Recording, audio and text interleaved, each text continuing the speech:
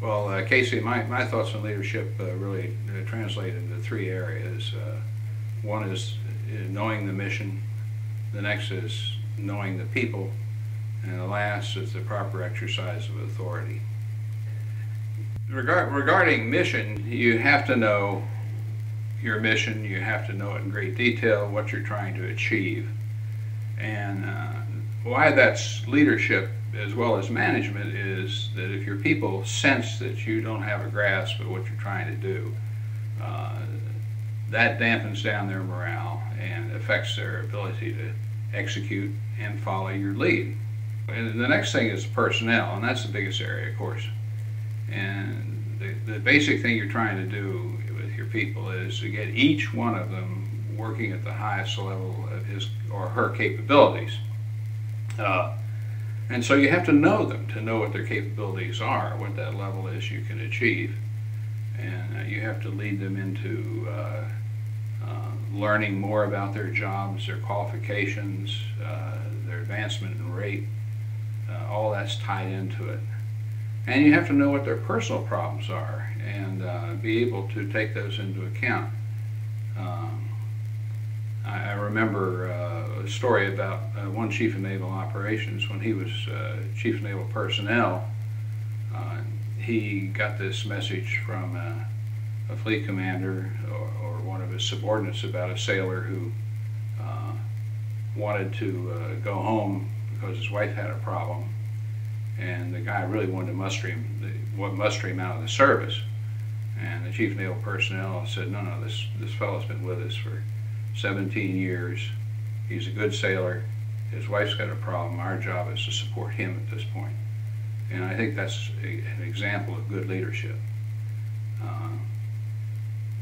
You also need to accept responsibility for yourself for what is happening with the mission. I'm kind of proud of myself in this regard, and also a little bit upset at myself about this particular example in my own life. We were in the shipyard down in Pascagoula. I command a shark, and we had flunked our operational reactor safeguard exam, and the reason was that I had not really been aware of some changes that have been made by the Naval Reactors Organization in what they wanted each watch station to be able to accomplish.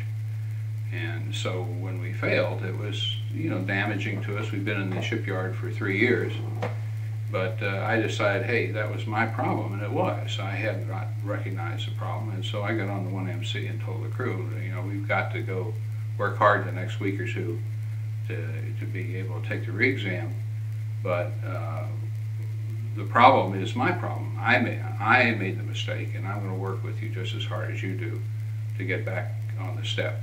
And we did that, and we passed, of course, next time around. So I think that was an example of where I did the right thing in that particular case. I hope I did a lot of right things in the 5 years I had the ship. Another example of taking care of your people, though, is to be able to show them that you have a sense of humor. And I don't mean joke with them, that's the worst thing you can do, but you need to have a sense of humor in your dealings where you can see a ridiculous situation for what it is, and you give an appropriate smile. And they pick that up, and they go along with you on that. I had a case once where we were pulling into La Maddalena, Sardinia. We were going to go alongside the tender for a week or a couple of weeks. And Shark's a shorter submarine than the 637 class. And so when we were coming in, the CO of the tender, who was a senior officer president float, directed that we moor outboard of the two submarines that are already alongside. Well, I was a senior CO, and so I sent a signal back and said that I'd like to moor alongside the tender because I'm senior. And he sent back, we can do that, but it's going to disrupt a lot of work and beside your submarine shorter than the submarines alongside, and so it's more appropriate that you be outboard. And I said, well, floats between the ships are also smaller than the ships. We'll just consider us another buffer between the two submarines that are outboard and ourselves. And so we moored inboard, and the crew loved that. They thought, you know, that's good, and that was good for morale. I don't know what it did to the morale of the other two boats, but you know, I was concerned about my ship, and so that was kind of an example of where you can kind of do something. It's a little bit humorous to take care of your people. So that's kind of my philosophy, is that you need to know your mission. You need to know your people and be willing and be ready to take care of them, and you need to exercise your authority in the right way.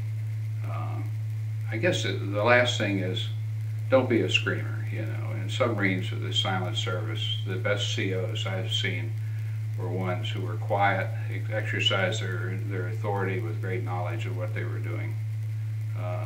The worst commanding officers I've seen are the screamers. They can also be very effective, but their crews are not happy, and there's no reason that you can't have a happy crew and be an extremely effective crew at the same time.